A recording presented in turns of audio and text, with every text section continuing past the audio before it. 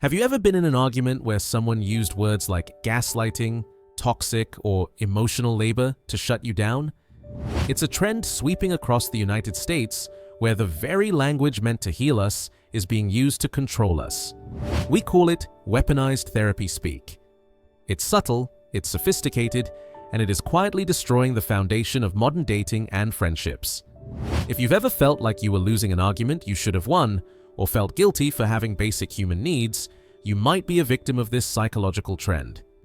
Today, we're going to deconstruct how therapy speak became a weapon, why it's making us lonelier, and how to spot the difference between someone setting a boundary and someone simply being selfish. In 2026, psychology is everywhere. On TikTok, Instagram, and X, mental health creators have given us a massive vocabulary to describe our internal worlds. We talk about holding space, attachment styles, and nervous system regulation as easily as we talk about the weather. On the surface, this sounds like progress. A more emotionally intelligent society should, in theory, have healthier relationships. But something strange is happening. As our vocabulary grows, our connections seem to be shrinking. We are using these clinical terms to build walls instead of bridges. The core of the problem lies in the shift from clinical use to conversational use.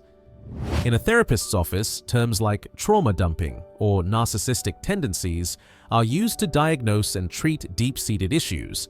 But in the real world, on a third date or in a text thread with a best friend, these words are being used as a get-out-of-jail-free card. Take the word boundaries, for example. In psychology, a boundary is a limit you set for yourself to protect your peace. It sounds like, I don't stay in conversations where I'm being yelled at, so if you continue to raise your voice, I will leave the room. That is healthy.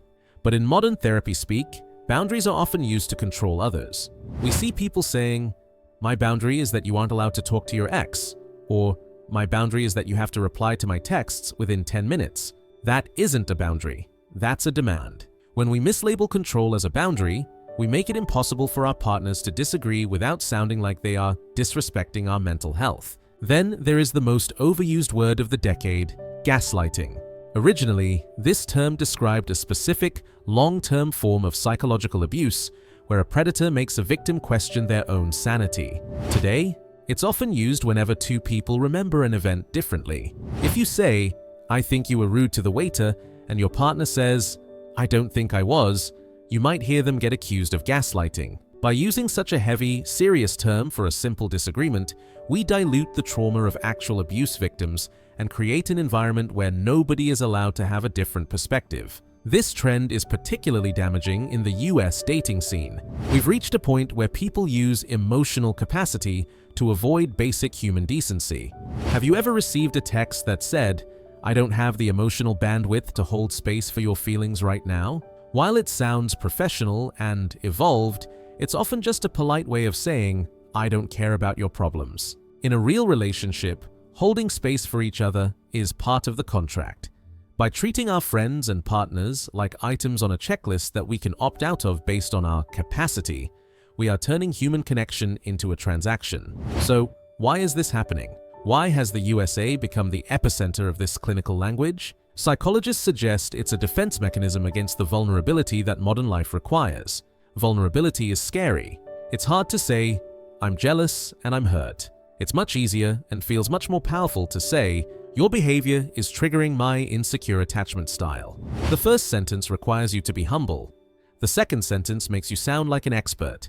The danger is that therapy speak creates a hierarchy of healing. The person who knows more therapy jargon often wins the argument by default. If one person is using everyday language and the other is using clinical terms, the person using the clinical terms feels like they have the moral high ground. It's a form of intellectual bullying. You can't argue with a trigger, and you can't question a trauma response. This shuts down the very thing that makes relationships work: messy, honest communication. We are also seeing the rise of self-care as a weapon. In the US, the self-care movement has been worth billions of dollars, but it has a dark side: hyper-individualism. We are told to put ourselves first and cut out anyone who doesn't serve our growth. While it's important to remove truly toxic people from your life, this philosophy is often used to justify being a bad friend. If you cancel on a friend's birthday at the last minute because you need to protect your energy, you aren't practicing self-care, you're practicing selfishness. True mental health involves community and accountability.